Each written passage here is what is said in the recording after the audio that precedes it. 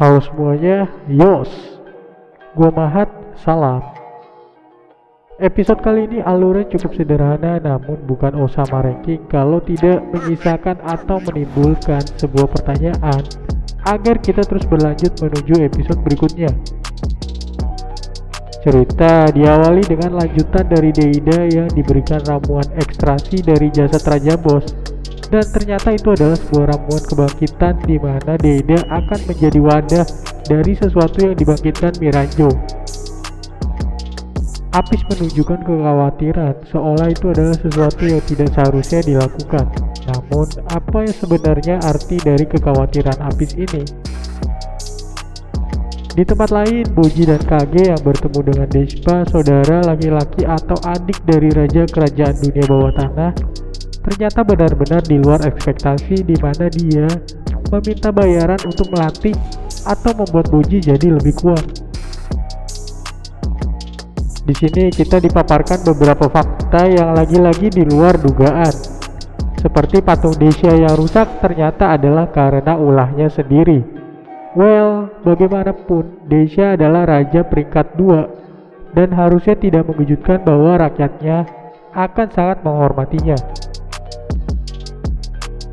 Dan kita bisa mengira-ngira bahwa rasa iri Desya terhadap Despa seperti yang diutarakan Ksatria Bawah Tanah pada episode sebelumnya adalah mungkin hanya tentang wajah rupawan adiknya. Melihat betapa culas dan agak sombongnya seorang Despa di mana Bebin pun sudah menyiapkan mahar untuk dia melatih Boji.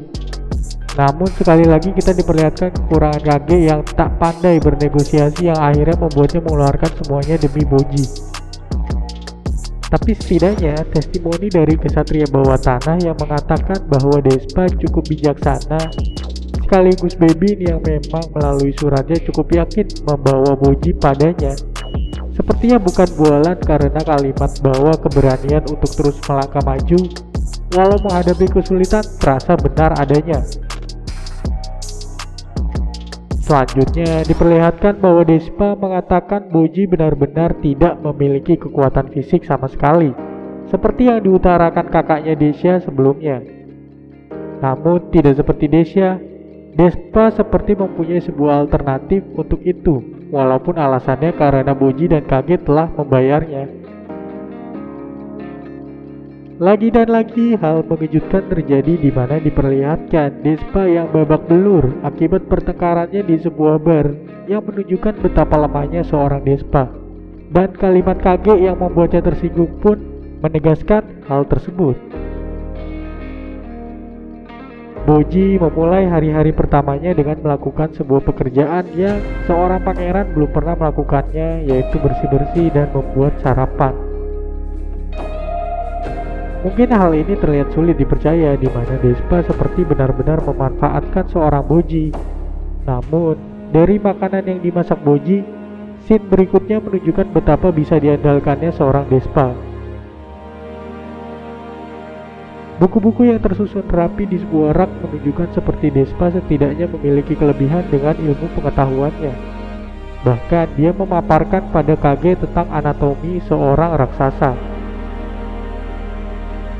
Di mana walaupun Boji tidak memiliki fisik seorang raksasa, namun ada hal-hal yang terdapat pada seorang raksasa tidak hilang dari seorang Boji, seperti merasakan sebuah makanan, yang mana raksasa pada umumnya adalah pemakan segala dan apapun yang dimakannya seolah tidak akan mempunyai efek samping tertentu termasuk racun.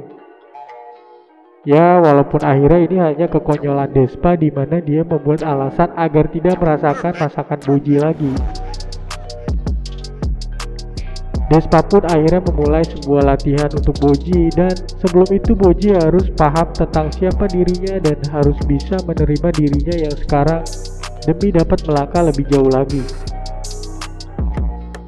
Despa mengajarkan pada Boji dengan memahami diri kita seutuhnya, kita bisa memaksimalkan kemampuan kita, dan untuk menutupi kekurangan fisik yang dimiliki Boji, Despa menawarkan sebuah pilihan senjata yang ada pada gudang senjata yang dimiliki.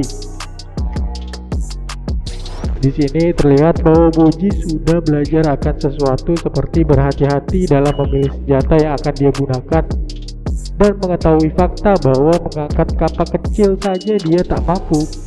Sebenarnya apa yang akan menjadi senjata rahasia Boji ini?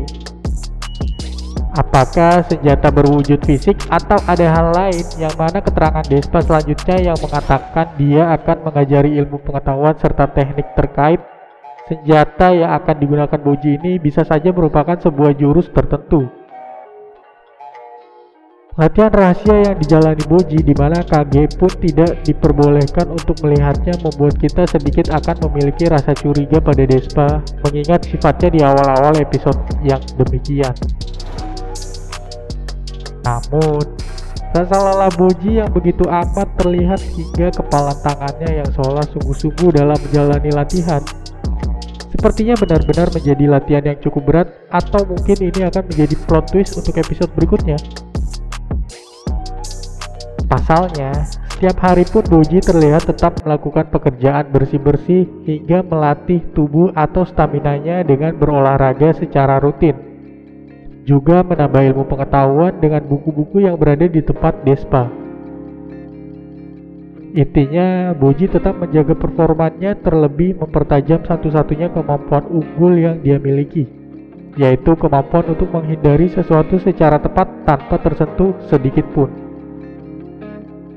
Sekali lagi, bukan Osama Ranking bila tidak memberi kejutan atau membuat penasaran seperti di akhir episode kali ini.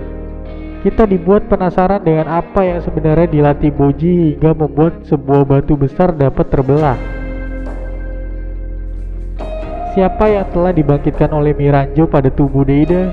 Apakah itu bos di mana dia mengeluarkan clue bahwa dia telah mengorbankan anaknya lagi? Well, hal itu mungkin saja terjadi mengingat Miranjo bisa berada pada cermin ajaib di mana ternyata dahulu dia memiliki tubuh fisik.